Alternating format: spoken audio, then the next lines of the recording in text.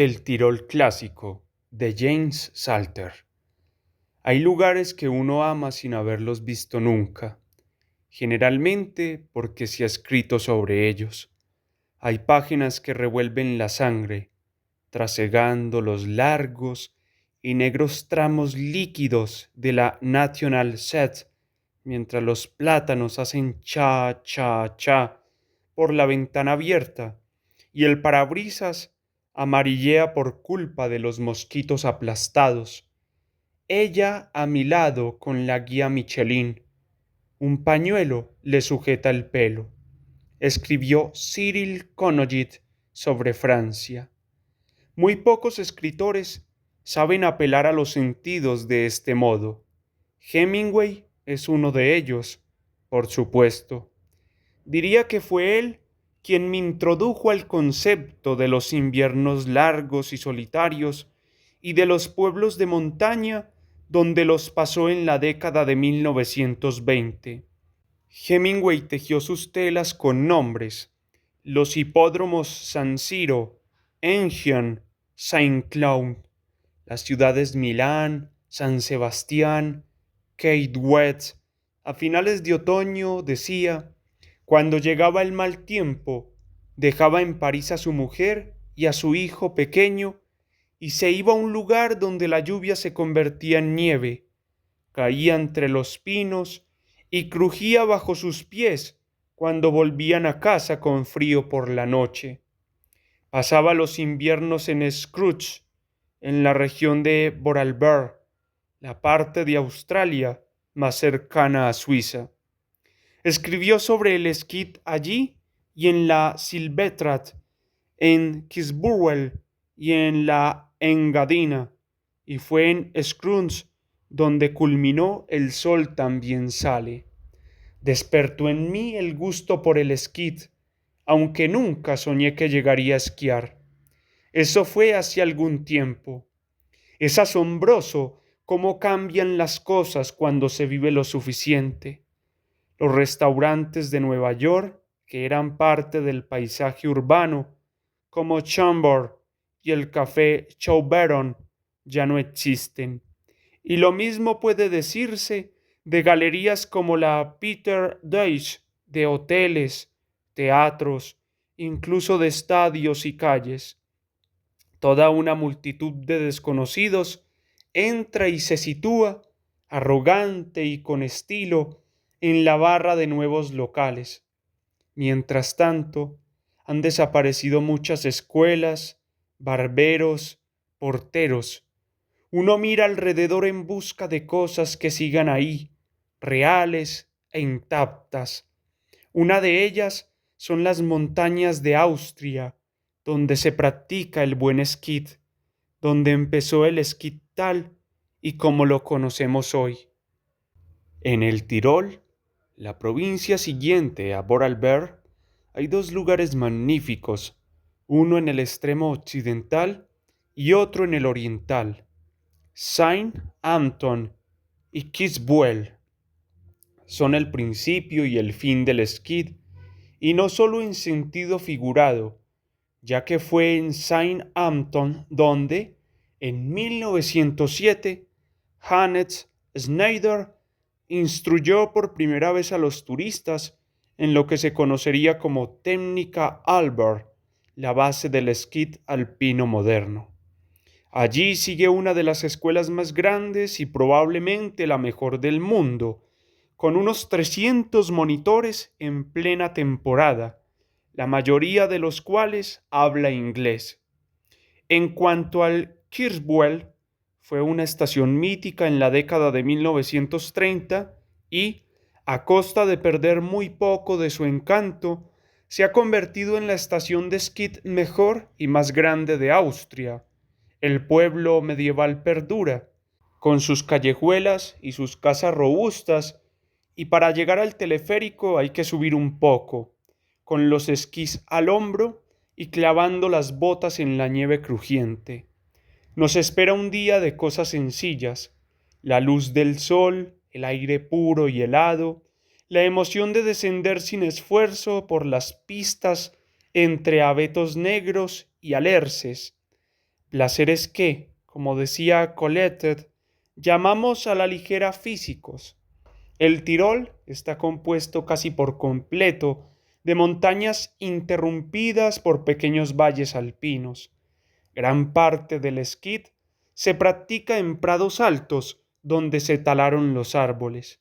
Durante mucho tiempo, hasta el siglo XVIII, fue un lugar aislado y prácticamente pagano, y los campesinos de las inhóspitas alturas estaban exentos de impuestos y del servicio militar.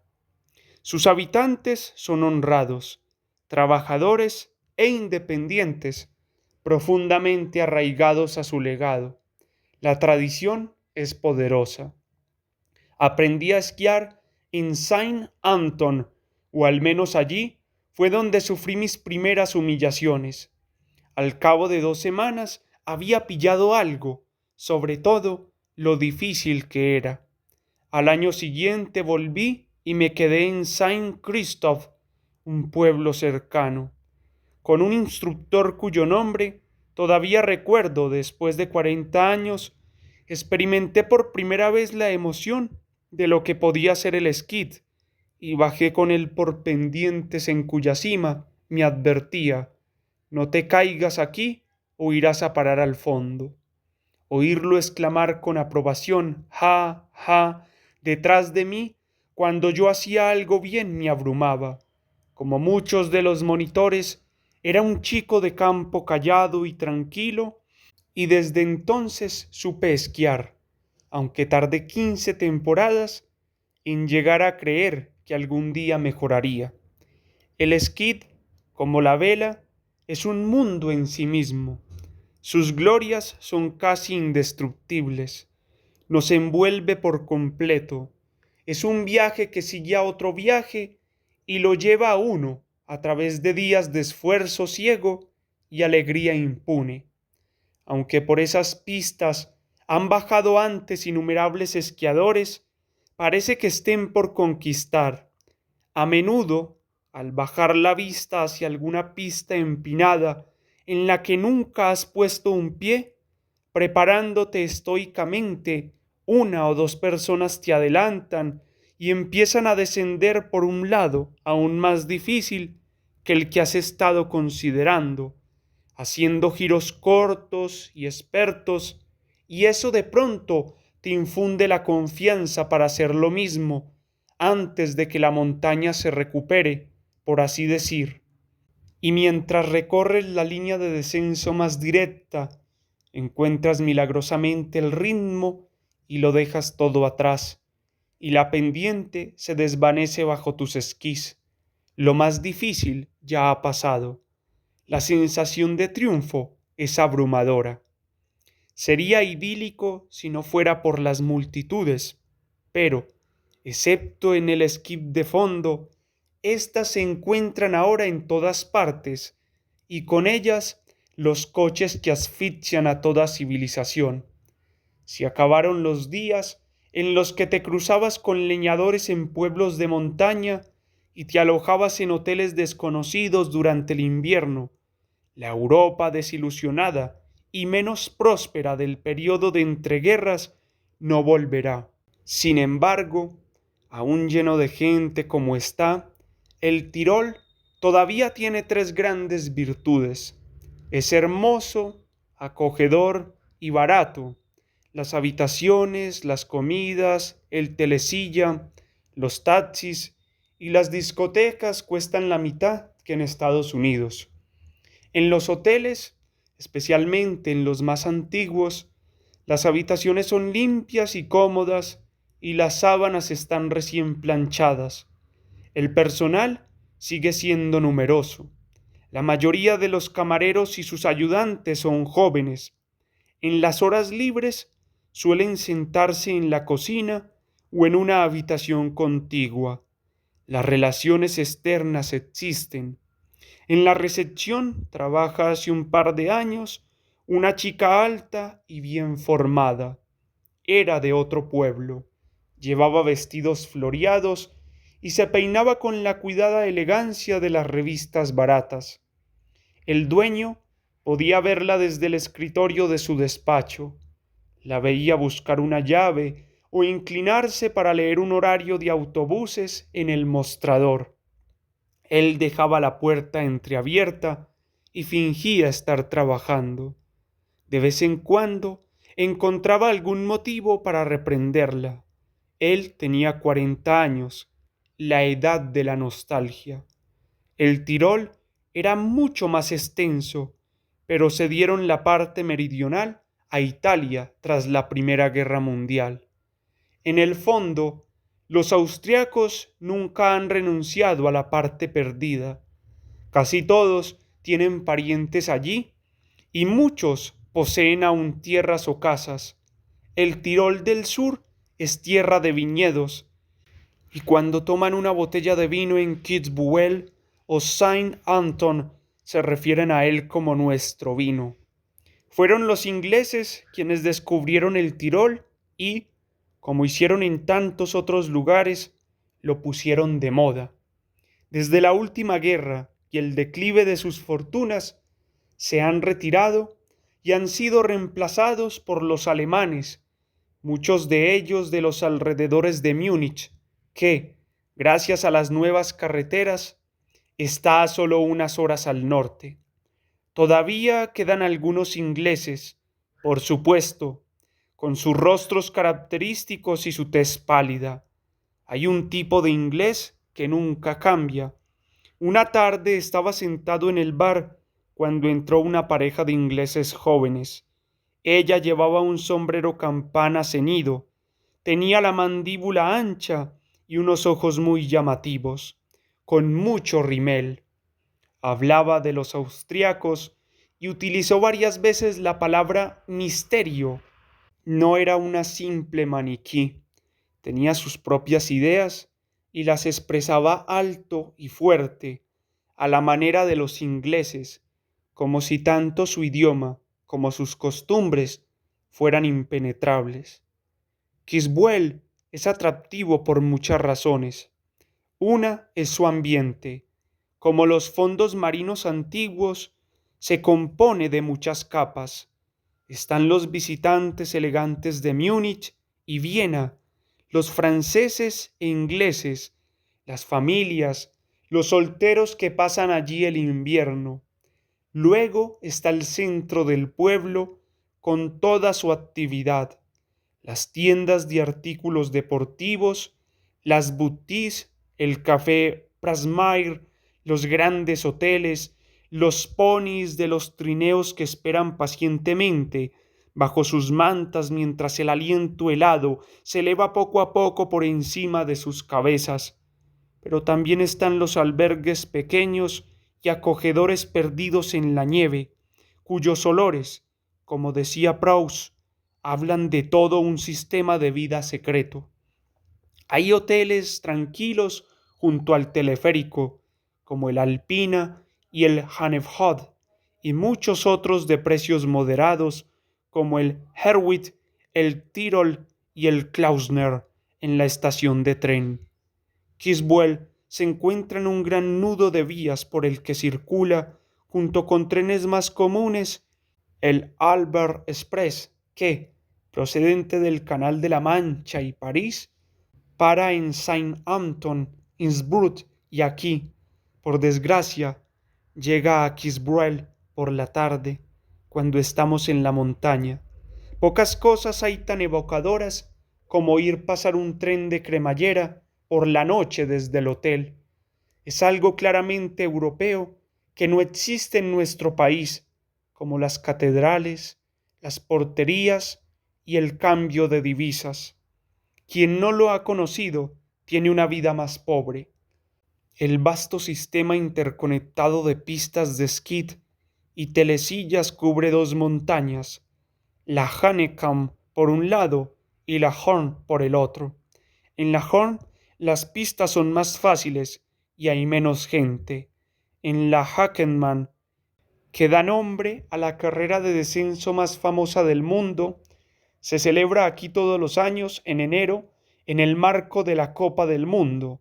También hay telesillas que conectan con varias montañas vecinas y algunas pistas inolvidables que se extienden durante kilómetros como la Flet y acaban en otros pueblos desde los que se regresan a autobús o taxi. Southampton es un poco diferente. Como Wimbledon o Saint Andrews es casi un santuario. El pueblo es más pequeño que Kisbuel, con unos 1.700 habitantes, pero en invierno parece que todo el mundo esté allí. Muchos están aprendiendo a esquiar, otros ya lo dominan y algunos vuelven todos los años. Por eso la estación de esquí cuenta con gran afluencia de gente, mucha animación, el Post Hotel y algunas de las pistas más difíciles de Europa. Está más elevada que Criswell, aunque no es tan alta para los estándares del oeste americano, y tiene una caída vertical mayor. Destacan el Gassit y el Bayuga con sus pistas clásicas y el Grampen, que es algo más fácil. A la vuelta de la esquina, por así decir, se encuentra Saint Christophe, formado sobre todo por hoteles. Los remontes de los telesillas enlazan con la red de Southampton, aunque ya en el siglo XV era un refugio para los viajeros que quedaban atrapados por las tormentas en el puerto. Saint Christophe no posee ni el estilo ni el encanto de Southampton, pero las instalaciones de esquí son excelentes y hay menos gente. Ahí está Nueva York en invierno, una ciudad fría y llena de gente, en la que todo es alto y estrecho, tráfico, accidentes, comercio y adulterio, como la describió Delmoret Schwartz, con entrañas atravesadas por negros túneles, con torres y puentes grandiosos, inertes y absurdos. Al cabo de unas pocas horas de sueño en esta nueva era, mientras cruzas el océano por la noche, dejas Zúrich en coche por la mañana y te internas en el silencio invernal con los árboles blancos en la niebla.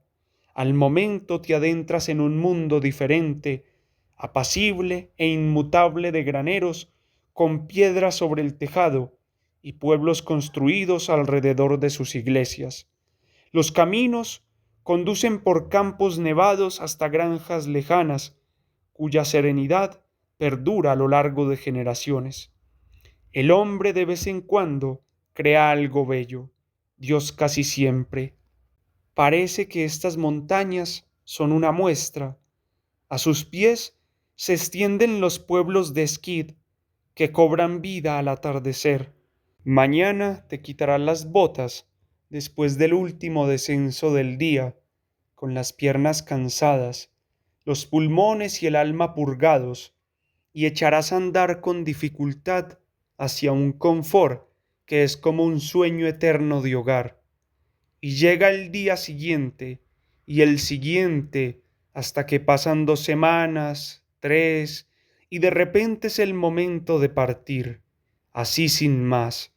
Entran coches en el pueblo mientras tú te marchas y a través de los parabrisas se entreven caras nuevas, las de aquellos para quienes esto no ha hecho más que empezar. ¿Y haríamos todo eso y además Saint Moritz? Pregunta un personaje de Hemingway. Saint Moritz, no seas vulgar. Querrás decir Kisbuel. En Saint Moritz te encuentras con gente como Michel Arlen.